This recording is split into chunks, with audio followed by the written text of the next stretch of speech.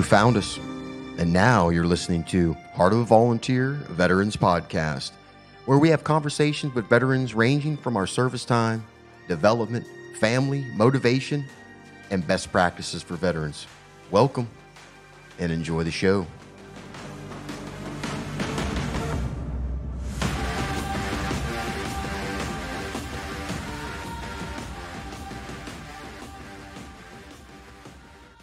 All right. Hey, everybody. Welcome back to the show. Episode 67. We're getting on up there. I'm your host, Chris, and we have our veteran co-host, three-timer, Seth, one shot, one kill, the champion, Rodenbaugh. Seth, how you doing, my friend? Yeah. Hey, are you there? I'm there. Can you hear me? I can, man. Hey, first off, brother. Hey, first off, I just want to say congratulations, man. Congratulations, on your fight, your preparation, and everything, man. Well done. Awesome. Thank you very much. So you're a week out, man. How are you feeling a week after the fight? I feel pretty good, and I felt pretty good directly after. It was a smooth training camp with no injuries, which that's rare for me.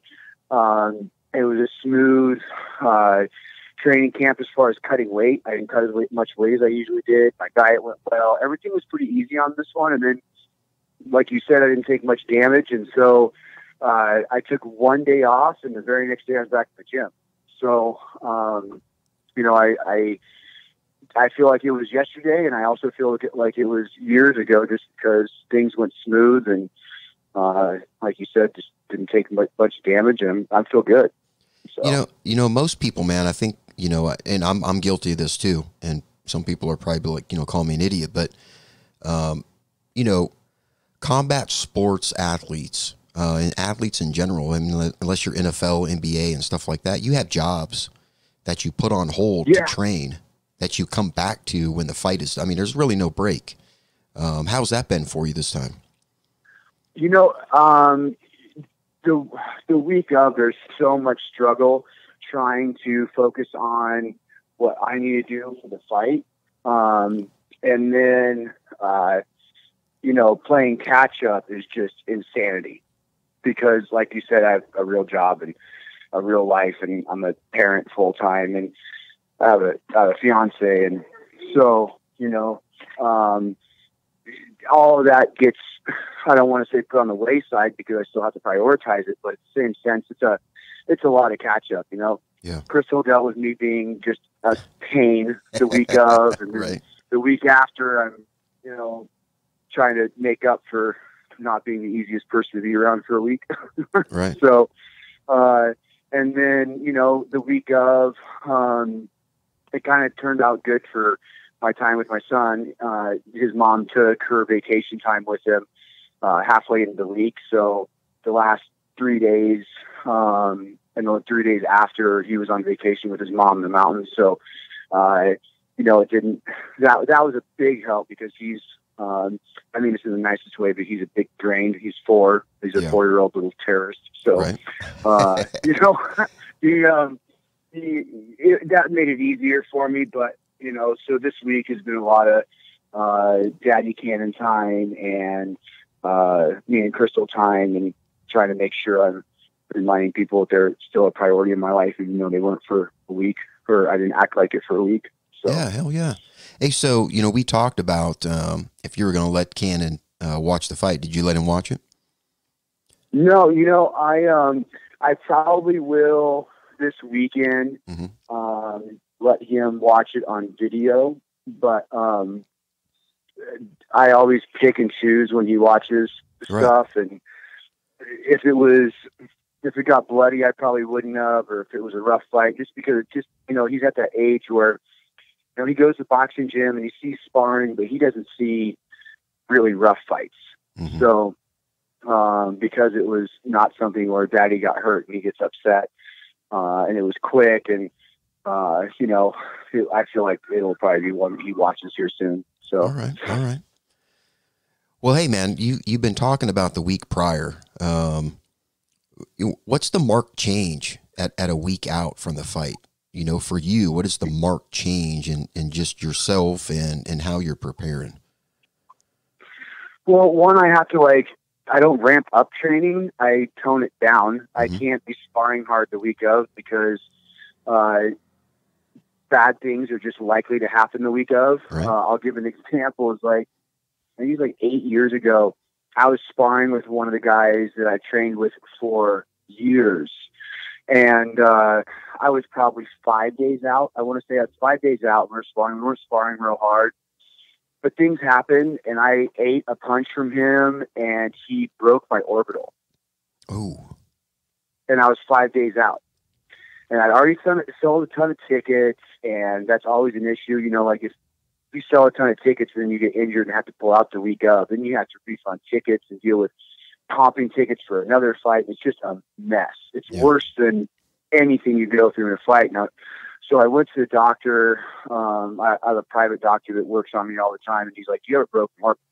He's like, "You can't fight." And I was like, "Dude, I'm glad you're not a commissioned doctor because I'm still going to fight." I was like, "How bad is it?" I was like, "What do I need to make sure doesn't happen?" He's like, "You cannot get hit on that side of that eye can't get hit." And he's like, "But I'm telling you right now, you absolutely should not fight." I was like, "Okay." So I went ahead and fought, and it was an MMA fight.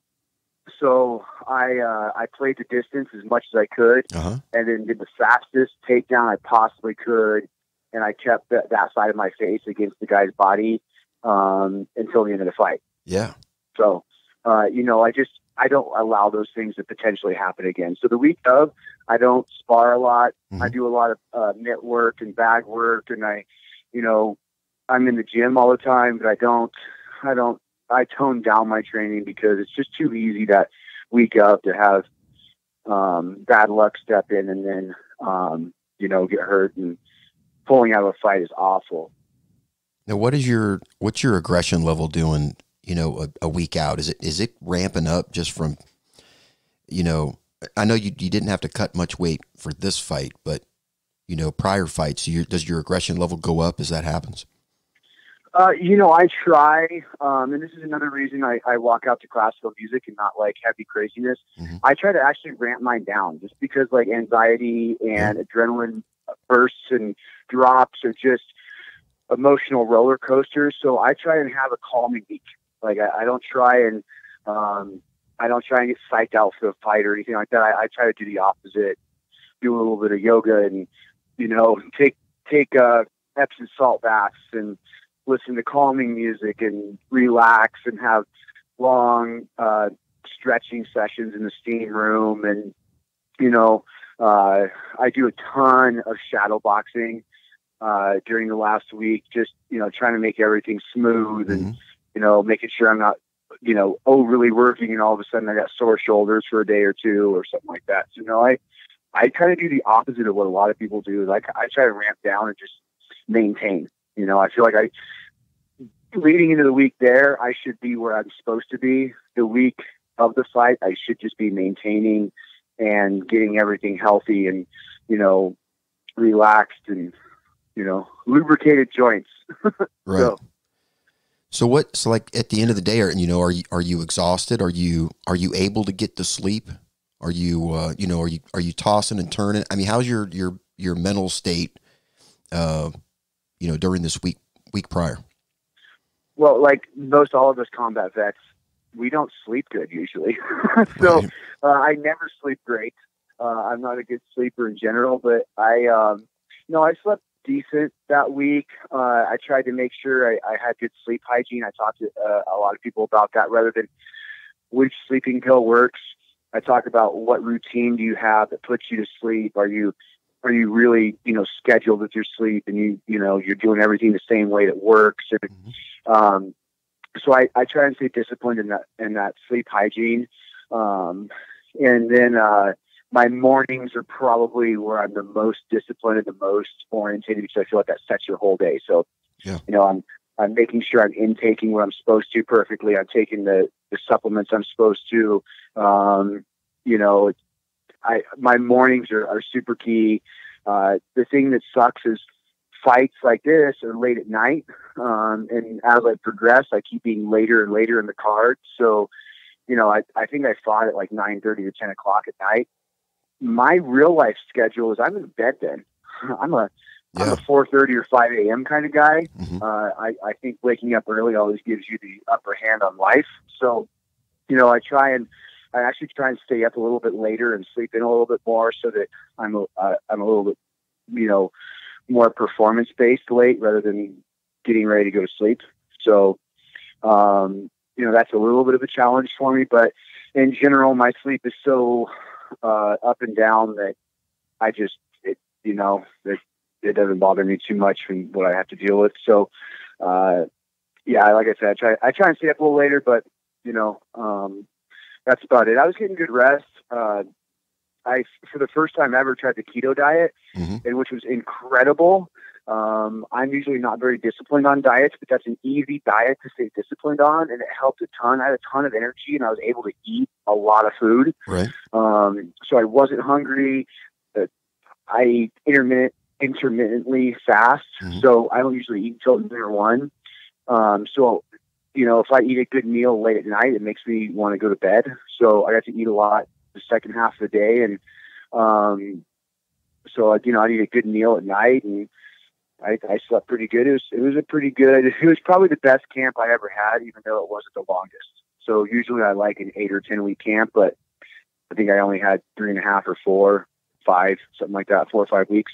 So this would be a shorter camp. So this would be a good camp to kind of map off of a little bit for the next one.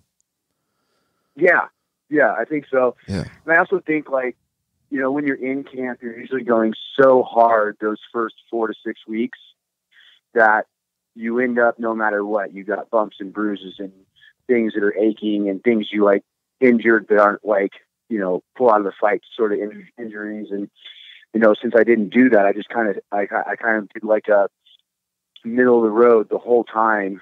You know, I had some hard days, but I think that worked really well. And I think the next time I have a longer camp, I'm going to do the same thing. I'm not going to have like the hell weeks. You know, usually there's like 2 weeks that just like, we just beat the crap out of each other and you just want to die every day. And, you know, you're killing yourself for 6 hours a day in the gym. I don't think I'm ever going to do that again, just because like, I think, you know, like this one works so well. So you're right. It's a good way to map out moving forward. Well, you know, you said it in the saga, and you said it on episode 65, man. You're almost in fight condition all the time. I mean, it's just the way you do it. All you do is just tighten up your shot group and, you know, and kind of reset your zero and then rock it again. So, yeah, man. Well, a lot of that has to do with the fact that I never quit coaching. Right. Yeah. So, you know, I coach 6 days a week, either at the Jiu-Jitsu Academy or at some sort of boxing place. I'm coaching 6 days a week. So I never really, I don't sit on the couch for a month or two and not train and wait till I get a fight contracted. That doesn't exist in my life, you know, and, a student always wants to train with his coach. So I never get like those days where I don't train. And my perfect example is Friday, the day of the fight. I taught a class and trained for an hour after with my guys. And the owner of the academy, he's such a great guy. He's like, "Hey, what do we need to do to support you?" And I was like, "Nothing. I'm going to do my regular routine." He's like, "All right, well, I'm going to cover your classes on Friday." And I was like, "No, you're not." He's like, "You don't need to come in and teach class." And I was like, "Yeah, I do, because if I don't, I'm going to be pacing back and forth on my back porch. I'm going to be getting anxious. Just let me stay with my routine and do my thing." I turned 40 this year. I've been doing this for a while. I'm just sticking with the same thing I've always done, same lifestyle. I was like, you know, just in case it's a rough night in the office, I was like, you can teach my Saturday classes in the morning. Right. I was like, the next morning, I was like, you can get those. But, you know, the day of, I went and taught a jiu-jitsu class, hung out with my buddies there. I think pretty much everybody that even went to the Friday class was at the fight. And so we got to hang out and, you know, tell jokes. And like I said before on the saga and the pre-fight podcast is, you know, I'm in a jiu-jitsu academy. It's full of veterans and law enforcement. And so, you know, my top buddy I hang out with all the time, he's telling me these crazy stories Friday, and we're laughing and joking about it. And, He's like, all right, I'll see you in a few hours. And I'm like, cool. You know, it's just staying normal and even keel, I think, is key to my success. So that was my goal this time. Well, you're on sure. you're on the day of, man, and you know when you get to the venue, what is you know what's your feeling? Are you turned on? You know, engaged like as soon as you get there, or is it still kind of, you know, you're in control of everything? You know, like I just stay even keel and just do what I would do any other day. Yeah. My godmother came out a day before or 2 days before the fight. Cool. So me, her, and Crystal loaded all the gear up, made sure everything was good. And we went to the venue. Me and Crystal pretty much just hung out, did our usual social with all the other fighters we've known for years and trained with that are there, and did doctor checks. And so it's just like a normal day for me. And that's another reason I love when she's involved in everything with me, is because she's such a integral part of every aspect of my life. Yeah. That when I do something like this, it just feels like it's another day. Yeah. You know, which all our days together are great, but you know, it was just another day for us. So we joked about what fighter was coming in and who didn't look like they're in shape and who did, and our picks for the fight. And the whole time I'm like sitting there with a bag with all my gear and, you know, doing my doctor's check and my signing with the commission. She's signing with the commission. So we're doing all the stuff that like everybody else is doing, but we're just having a normal day for me and her, you know? Yeah. So, yeah, it was chill. And, I did my usual. I didn't get ready real early. I, you know, ran around and sat with my buddies in the early fights and talked to friends and family that had driven out to see me. And, I got to see a few of my buddies I hadn't seen since I was a teenager. I got to see some of my buddies from, when I moved over to 2nd Brigade, Wolfhounds when I was in Hawaii, and a couple of them I hadn't seen since probably 2007. Wow. And they drove out, and one of my privates was there when I was a staff sergeant, and I got to meet his wife for the first time. And yeah, so I was just hanging out with buddies and having a good time, laughing and joking. And for about an hour before, we kind of timed it where when we thought it was about an hour, hour and a half out, I went to the back and, you know, got changed out to some sweats and started wrapping my hands. And, you know, I just chilling out and hanging out with my coach and my buddies in the back and Crystal. And then it's by the time we wrap hands and do all that, I don't do a real long warm up. I just like to get my joints moving and a little bit of a sweat so that, you know, I'm not cold and my muscles are warmed up, and then it's game time. And then you just, you know, that famous Army saying, hurry up and wait, hurry up and wait. Right. So it's just, you're just kind of hanging out, trying not to get anxious, and you never know when they're going to call you, because if the fight before you goes to a decision, it's half an hour. If the fight's a knockout, it's 5 minutes. And so you're just kind of staged and hanging out. And my opponent was as nice as he can be. One of the most annoying things in the planet is when my opponent talks to me before a fight. Like, I don't want to like you. I don't have to hate you to punch you, but every 5 minutes, like, we kept bumping into each other, and he's a nice guy. And so he kept talking to me, and I was like, dude, I really have to punch you in a few minutes. Like, can we please quit talking? Hey, Seth, I like your shorts. I like your shorts, Seth. Yeah, I like your shorts. Yeah. Your shoes are nice. It's like, bro, you're going to be seeing my shoes in a minute. Yeah. Yeah. I ran to the bathroom before the commission signed off on my hand wraps and gloves, and we're standing in line right next to each other. And I was like, dang it. Like, I feel like we were like magnetized to each other the whole night. So, I mean, luckily he was a decent guy, so I didn't want to hit him before the fight. But right. At the same point, I don't really like seeing the person the day of. Besides, you know, when we check in to each other, and I was like, I don't want to see him a whole lot. But, yeah. You know, he was pretty social and nice, and so, yeah, that was odd. Usually, I don't have to hang out with I don't see my fighter or my opponent as much as I did him before. But, you know, I think it would have been worse if it was somebody that was more annoying or I didn't like. He was actually a pretty cool guy. So what was the plan? What was the plan going in against this guy? So I was supposed to spend the first round just kind of trying to find my distance, moving around, getting comfortable, feeding my jab. The second round, we were supposed to start, implementing some of our, very specific combos off of certain things and counters. And if it went into the third, I was supposed to do my usual and just use the same setups and combos, but rather than just setting them up and playing with them, I was supposed to be letting heavy leather fly. And clearly you saw the fight. That's not what happened, which is very common for me. I believe in game plans, but as soon as I hear that bell, like everything just goes out the window and I throw bombs. That's so it. what was the turning point, man? What was the turning point? It was really quick off. The turning point in my last fight, I feel like was towards the end of the first round. This one was like 10 or 15 seconds in. Mm-hmm. We got kind of tangled up weird. We were kind of feeding our jab, and he lunged in, I lunged in at the same time. We both were feeding a jab, and we got kind of tied up weird. And he gave me a couple shots to the back of the head as we were tied up.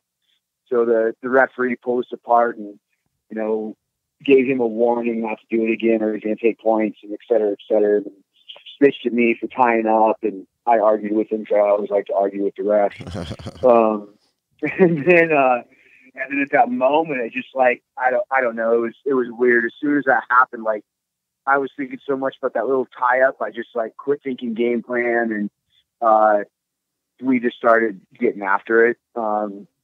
And on the last episode, so many people in my weight, they play like this pitter patter and move around and, lots of punch combos. And I am probably, in my opinion, I think I'm the hardest hitting person any weight class within 2 or 3 of me. Mm-hmm. So I gave him a really, really hard body shot. He dropped. Yeah. You could hear it. You could hear it. Yeah. You could hear it in the video. One hard body shot, he dropped. And I tell people this all the time, and it's great about power punchers, is if you get one shot, even if it doesn't end the fight, if it's not like a lights out knockout, your opponent is now a different opponent. Yeah. He's not the same opponent you used to have, because now every time they come in close to you, they're thinking about, shit, that hurt. That wasn't like a normal shot. Like, that was horrible. And so they're more timid about throwing. They'll throw, but they're throwing so that they don't get hit. They're not throwing to hit you. They're throwing so they don't get hit.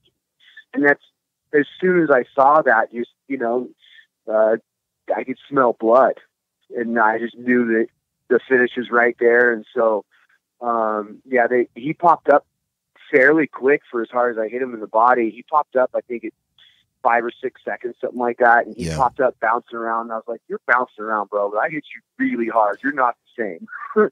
Yeah. So, you worked the combos, and then, you had a counter. And then after that, it was, you were working his body again, and it wasn't. No. Yeah. As I said, he wasn't throwing anymore to hit me. I felt like he was throwing to try and get out of the round and trying not to get hit. I think if he would have made it out of the second round, he would have been able to go to his corner, catch his breath, a big group mentally, and then hold on one second. Okay. Chris, you gotta hold on. Can we pause for just 1 second? Sure can. Hold on a second. All right, everybody, welcome back. We had young Mr. Cannon. He needed a movie changed over, but we're back. So Seth, hey, let's talk about after the fight, man. First round TKO, very minor damage. How are you feeling after the week of preparation and then the fight? Say that last part one more time, please. Like your week prior and then the fight itself. What is the culmination of after the fight? How are you feeling? It sounds horrible to say, but I was slightly disappointed. Like, I know he took the fight on the last minute, but I really wanted to get a longer fight with a little bit more. I was wanting to be a little bit more damaged at the end. I wanted to really have a little bit tougher. I don't think I got lucky. I still like I said before, I believe in the fact that I hit really hard, and if I catch you one time, this is what happens. Yeah. So I'm not saying it wasn't a tough opponent or it wasn't a tough situation. It was just I was able to hit him once really hard early. So, you know, I was somewhat disappointed because I just want more. Right. You know, I really, really wanted a good 3 rounds of us just getting after it and getting the bang on each other a little bit. So that was slightly disappointing. Everybody around me is like, "Are you kidding me? I'm not disappointed at all. I have to see you just bang on somebody for a minute. It was great." And I'm like, "Yeah, but." So Seth, is this you? Is this more. You know, wanting more? Is this like, you know, you want to test yourself? You train for this. You want to test it and see if, you know, some of the new skills you picked up. You know, yeah. Right. And so I almost think, I'm like, man, if I wouldn't have gotten that really early body shot, we'd have had a good 3-round fight.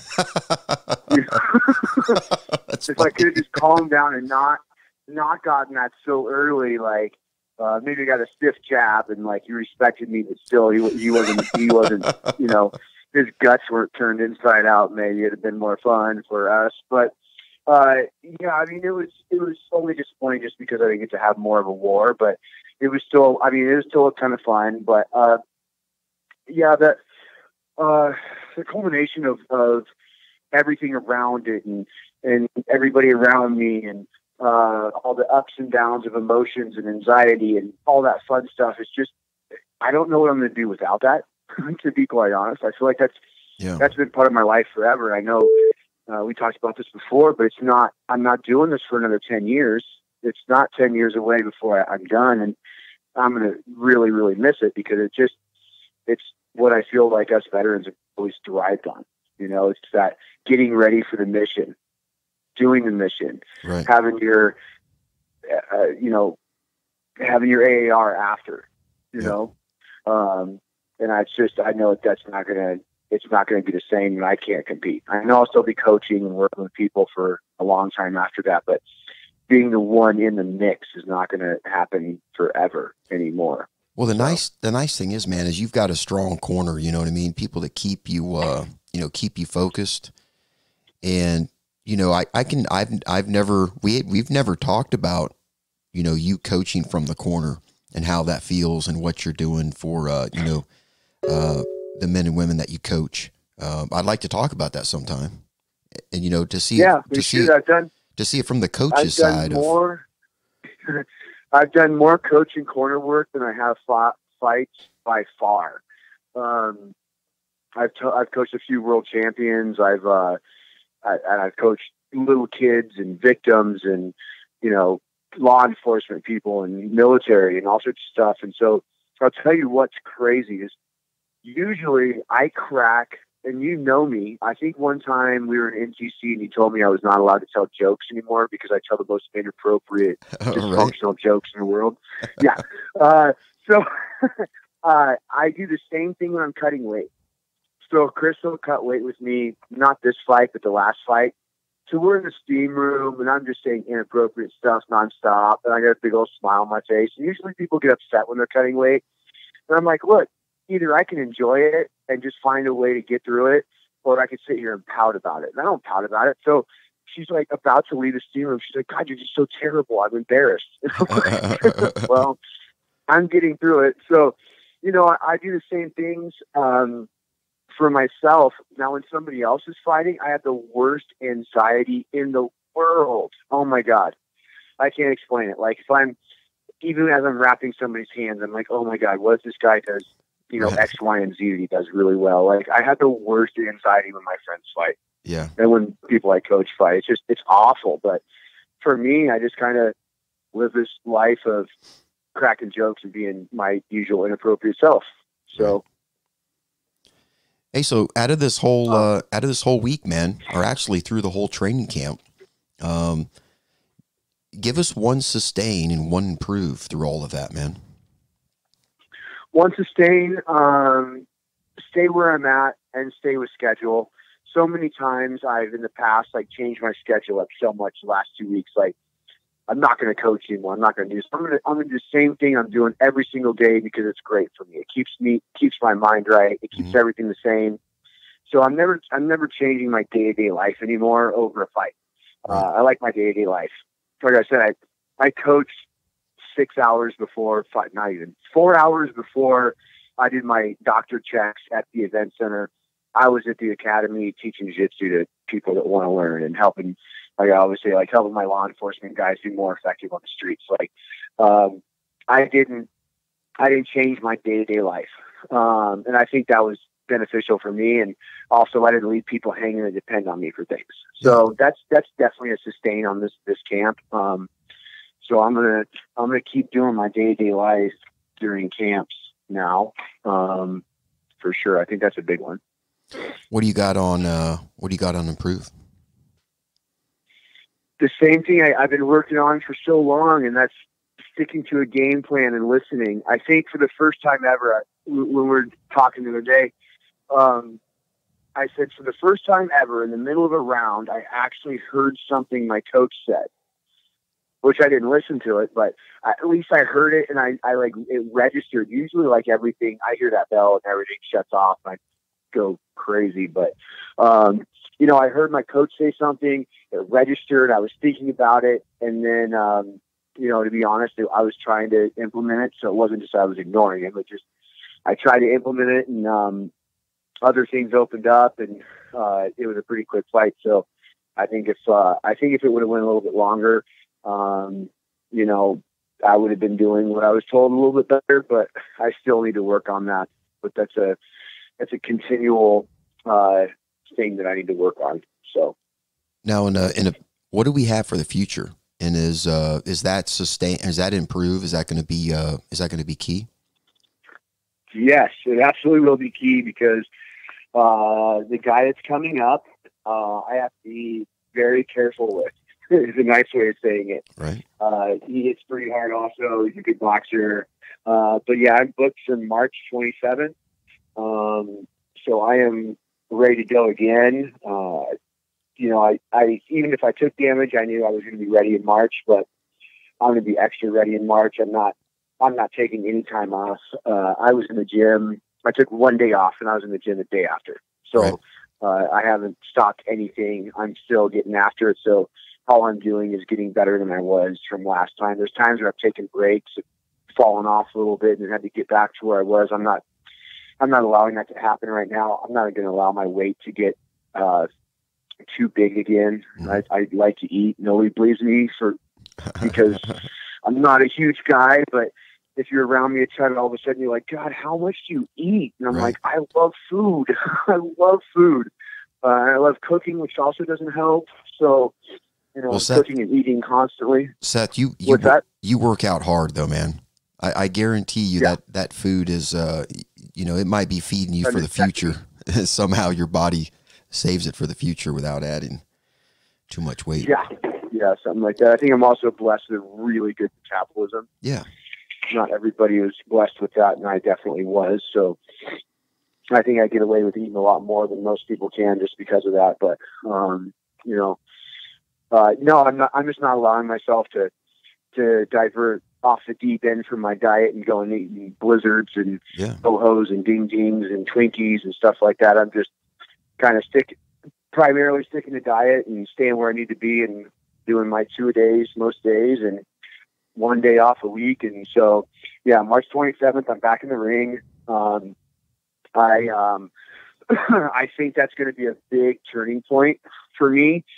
If I get the W, which I fully intend on getting, the fight after that, I'm not supposed to ever look past one fight, but the fight after that will be a different situation. By that, I mean, I really feel like that'll be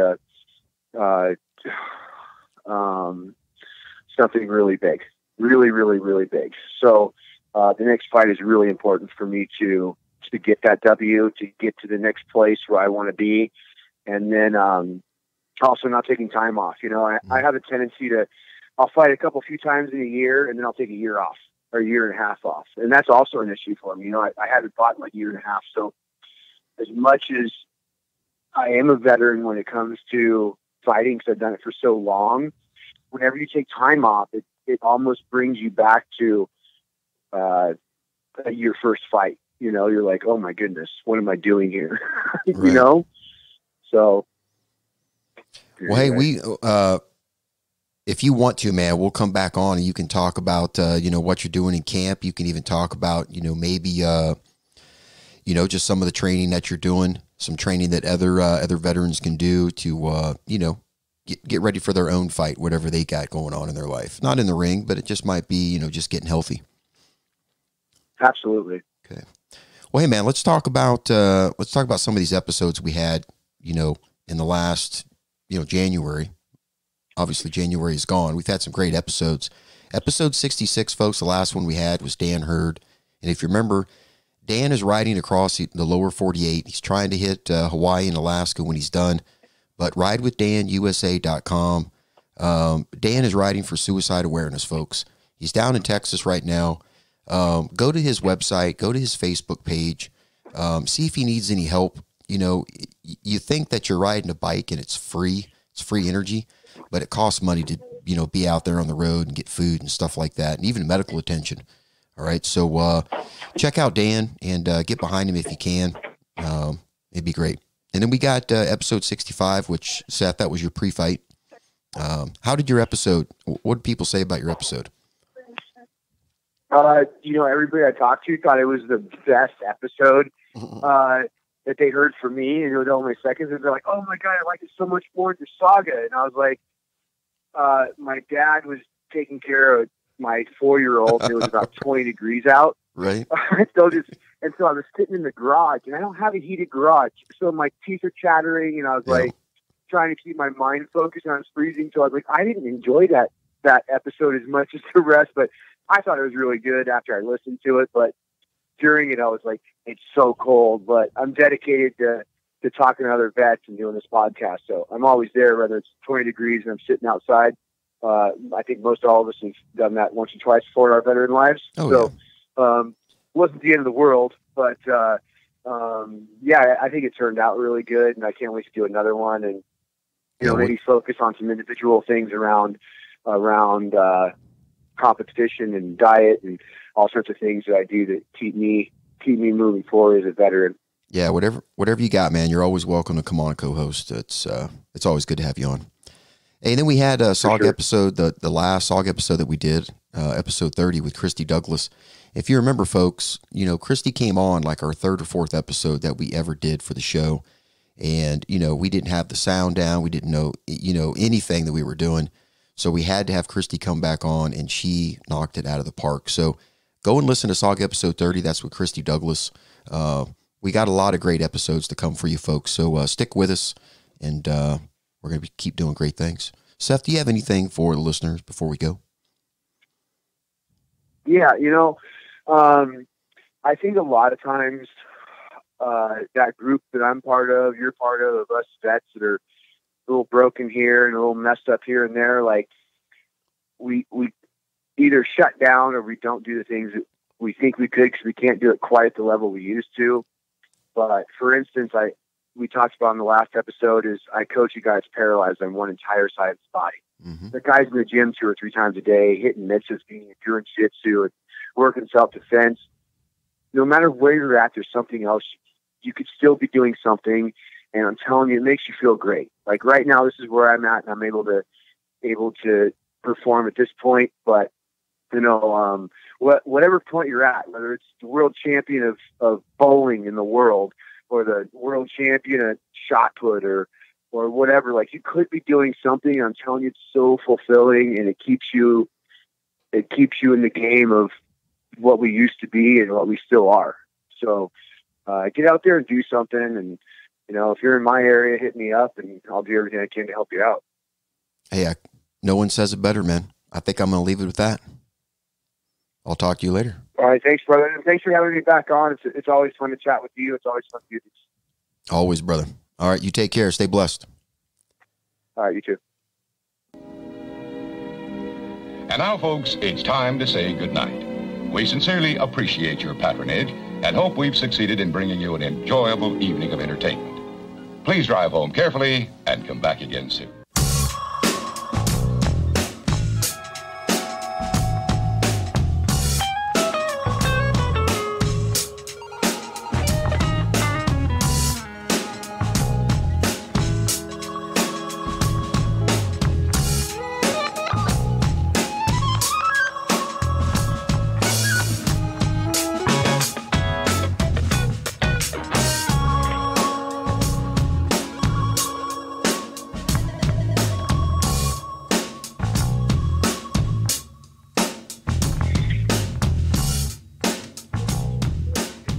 Copyright Heart of the Volunteer 2020.